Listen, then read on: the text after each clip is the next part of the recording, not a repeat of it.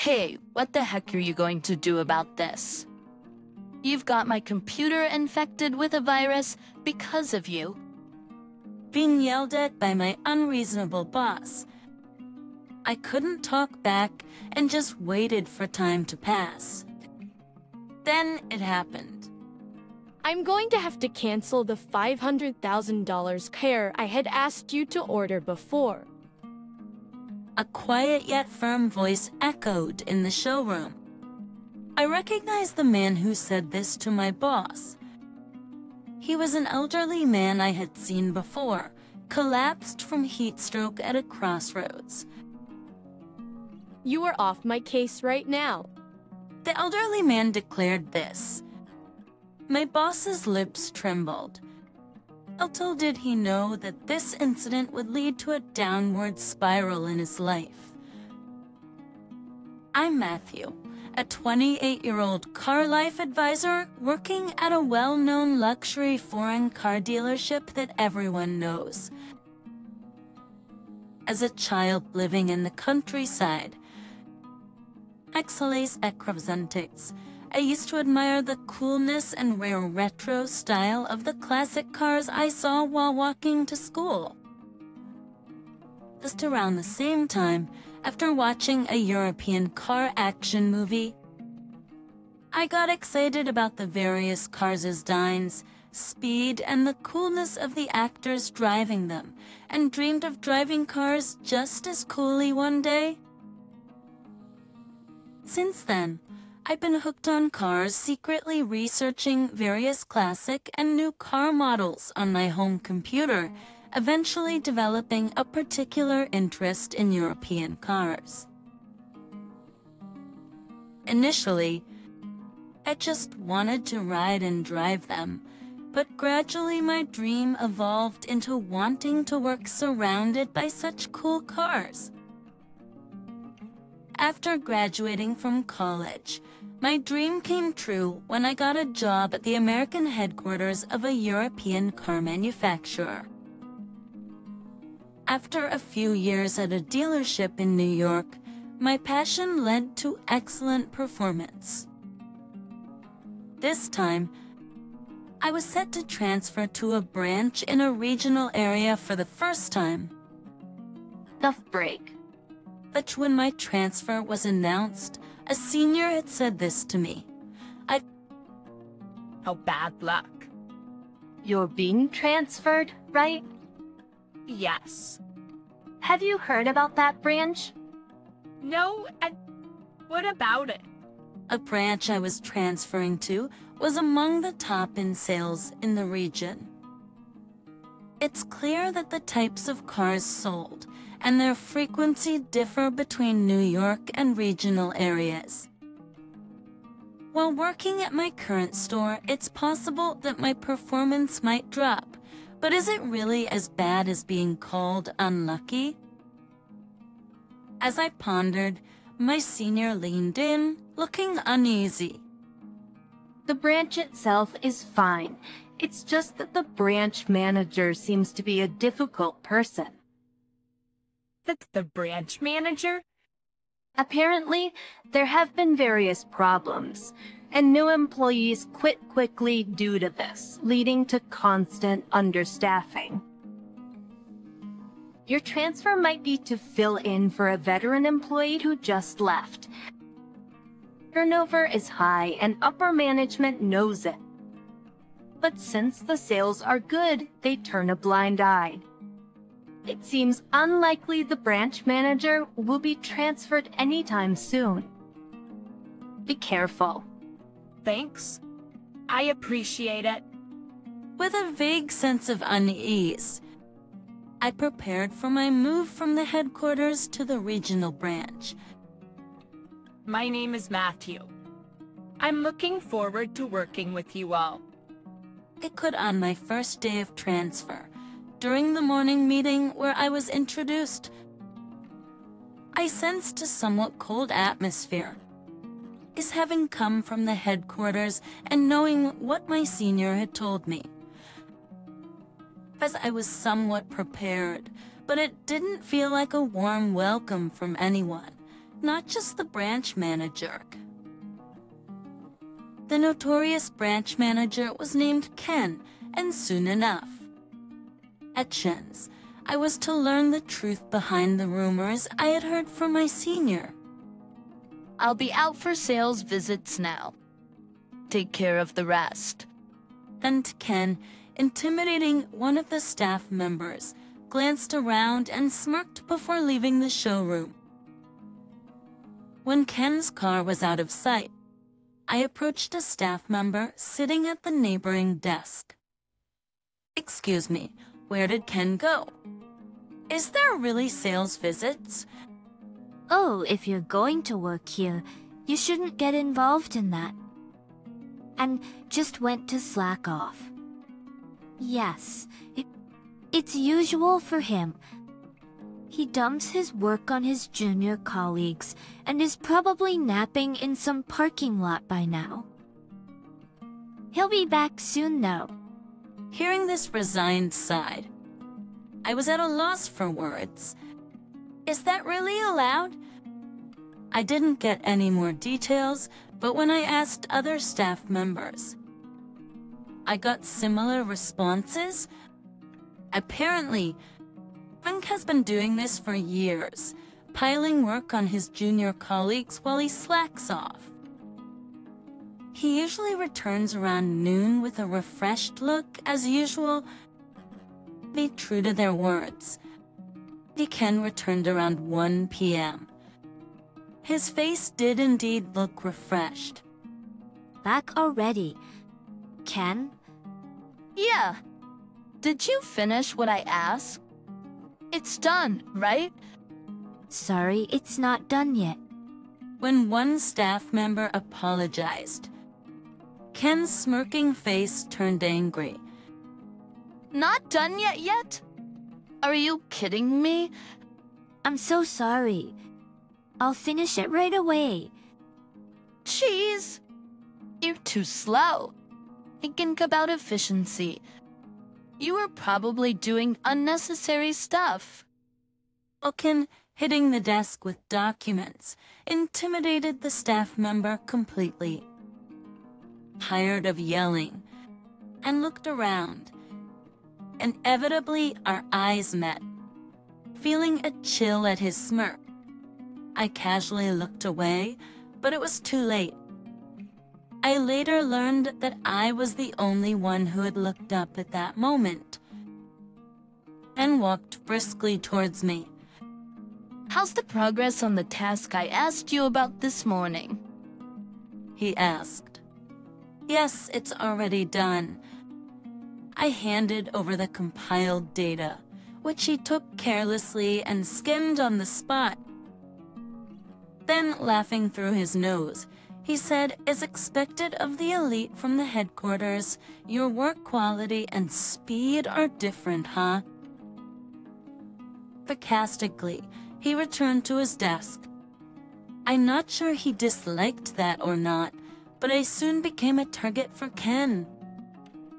Initially, I only took care of my own tasks, finishing them before Ken returned, but gradually he seemed to dislike that and started piling more work on me. Initially, it was an amount of work that couldn't be finished just in the morning, and I was unable to complete it all, leading to days of being yelled at and pointed out.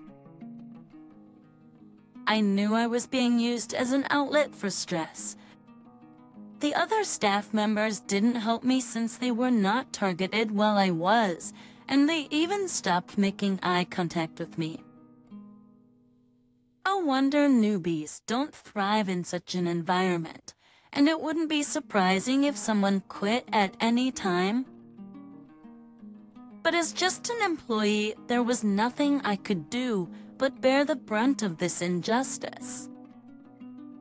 One day, on my day off today, I was taking a walk in the neighborhood for a change of pace. The country air reminded me of my childhood, bringing a sense of nostalgia. Get the smell of the wind, the sound of the trees swaying. being healed by the atmosphere I couldn't feel in the city. I enjoyed the scenery, but it was really hot today, keeping the sweat that was beading. I thought about getting an iced coffee and bought one from a vending machine. That's when my cell phone rang, and with a heavy feeling of foreboding, I looked at the screen. As expected, it was Ken calling. Ken often called me, regardless of whether it was my day off or not. It could be a summons or snide remarks about the previous day's work. My days off didn't feel like days off anymore, and it was starting to get tough for me. Sighing at the call, knowing I had to answer quickly to avoid being yelled at. I reluctantly tapped the answer button and put the phone to my ear. You're slow. Answer within 3 rings when I call. Expected, and made another unreasonable demand. While thinking that was too much, I bit back my words. I'm sorry. What can I do for you? Just get over here right now. But Ken just said that and hung up. A come over right now. An involuntary sigh escaped me. I knew it would be for some unreasonable reason, but if I didn't go, I'd just get yelled at more when I went to work tomorrow. I guess I have no choice but to go. Tentelly. I started walking towards the workplace and reached an intersection. The Terrans. I saw an elderly man walking unsteadily, clearly in bad shape. Are you okay? I blurted out and rushed over, just as the old man seemed to lose consciousness and was about to fall. I managed to catch him just in time, supporting his body desperately. Sir, can you hear me? The old man's body was burning hot, yet he wasn't sweating at all. It was heat stroke. I needed to get him somewhere cool. Looking around, I found a bench in the shade of a tree and took him there. I only have the iced coffee I just bought, but it's better than nothing. I removed one layer of the old man's clothing and pressed a can of iced coffee against his neck. I really wanted to give him water, but there were no vending machines or convenience stores nearby. I couldn't leave the old man alone to go buy something.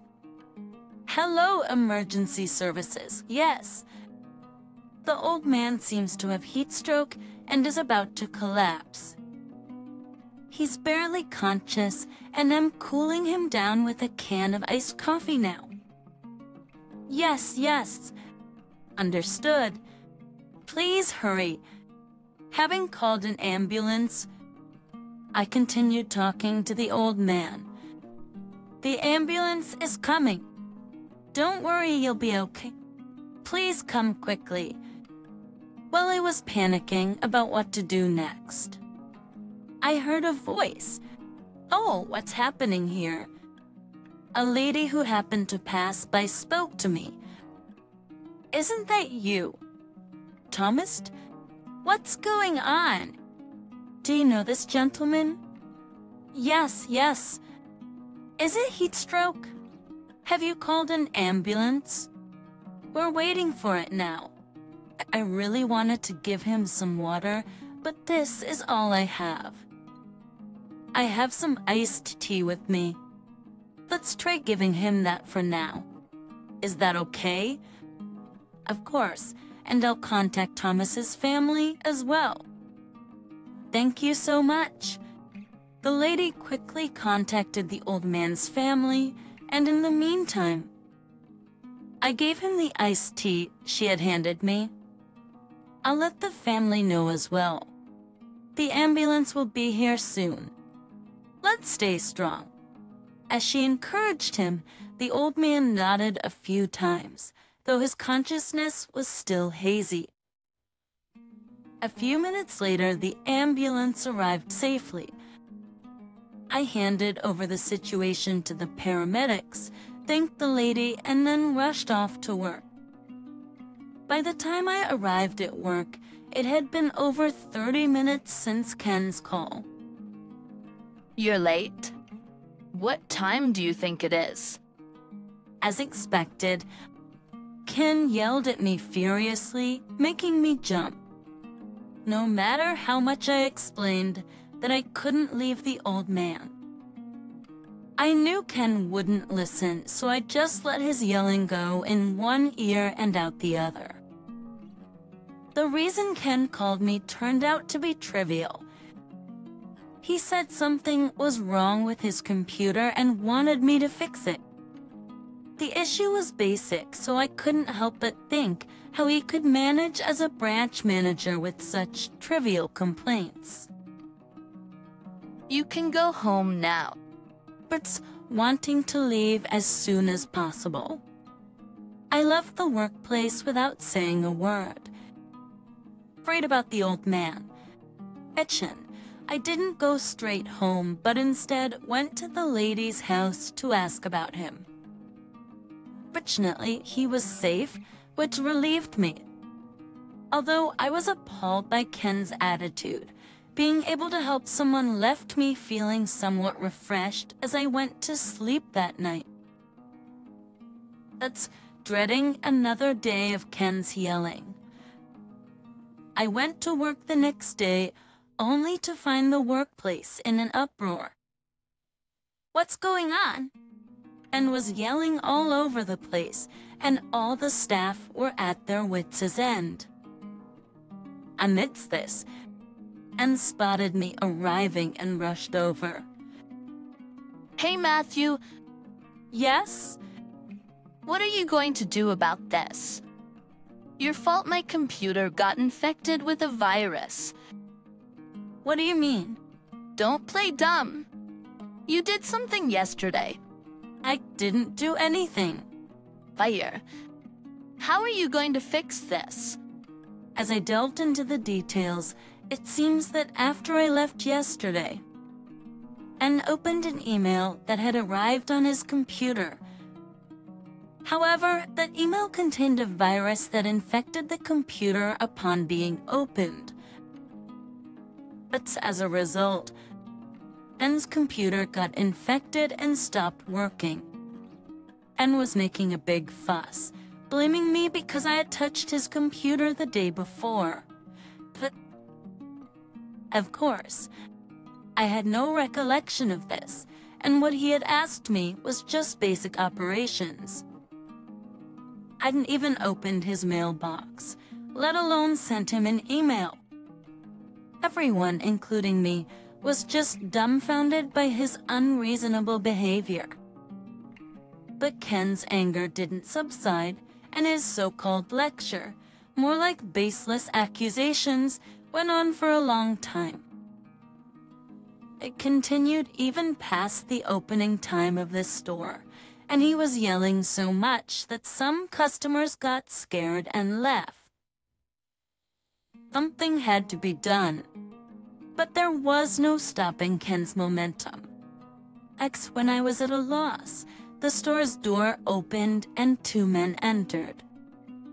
Ed, who had glanced at them, suddenly stopped yelling at me and approached the two men, fawning over them. It's been a while. We've been waiting for you.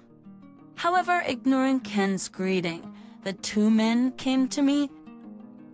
Matthew, thank you so much for yesterday. It was the old man I had helped the previous day. I've been worried. Are you okay? Yes. Thanks to your first aid. I was told by the doctors at the hospital that I could be discharged soon. I came today to express my gratitude. No need to thank me. I'm just glad to see you're doing well.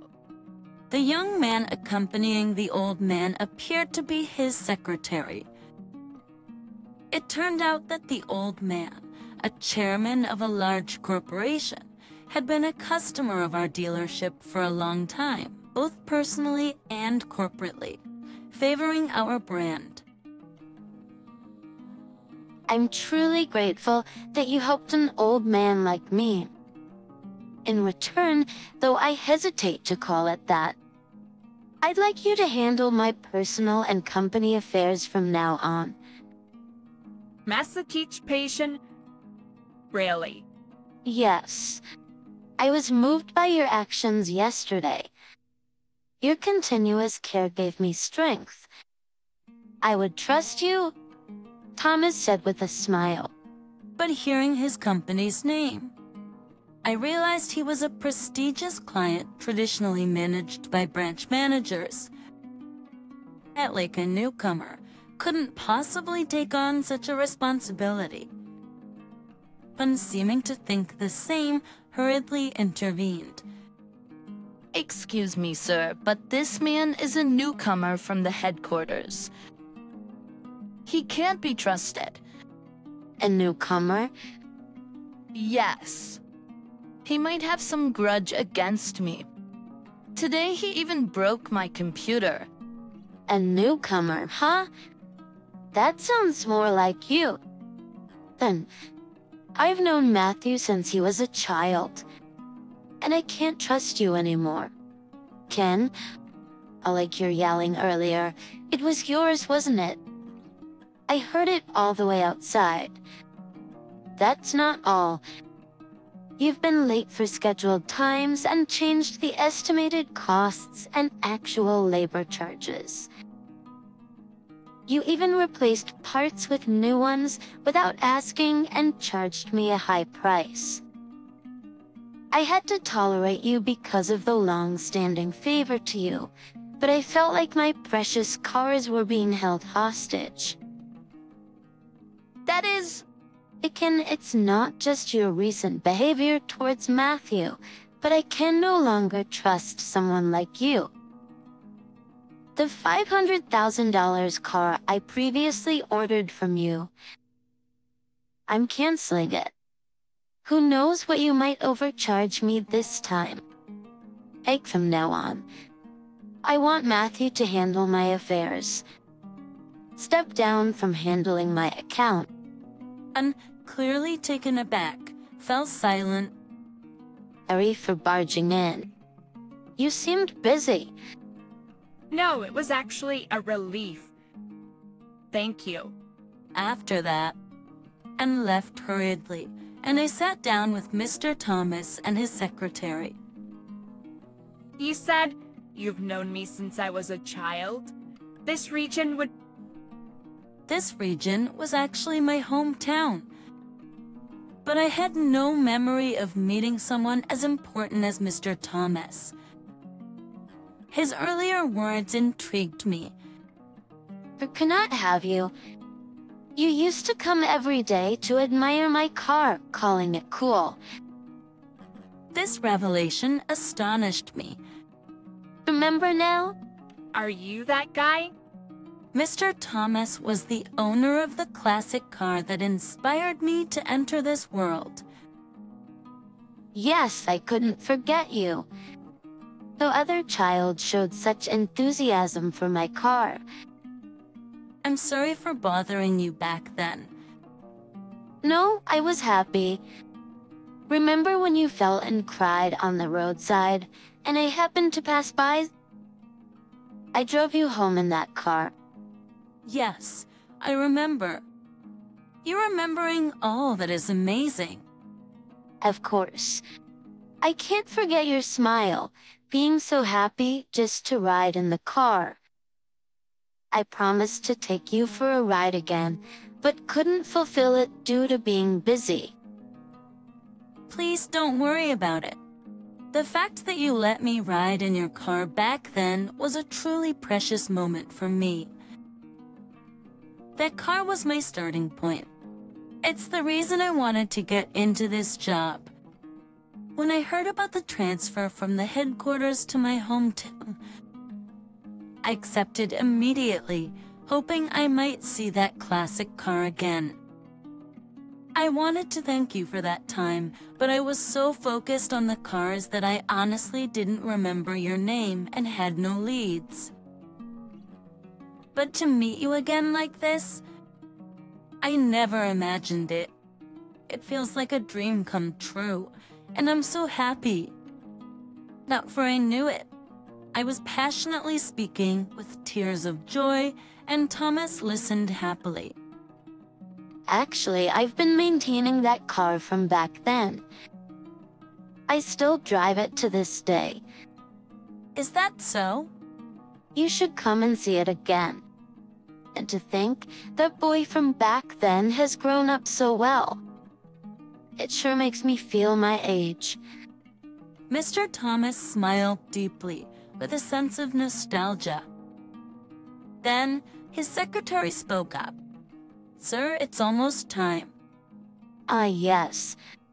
Matthew, I'm sorry to rush, but I need to ask for your help with my car's maintenance. Ah, yes.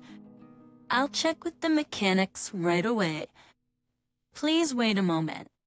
I quickly confirmed with the mechanics and took the keys from Thomas. After handing over to the mechanics, the secretary came outside and spoke to me.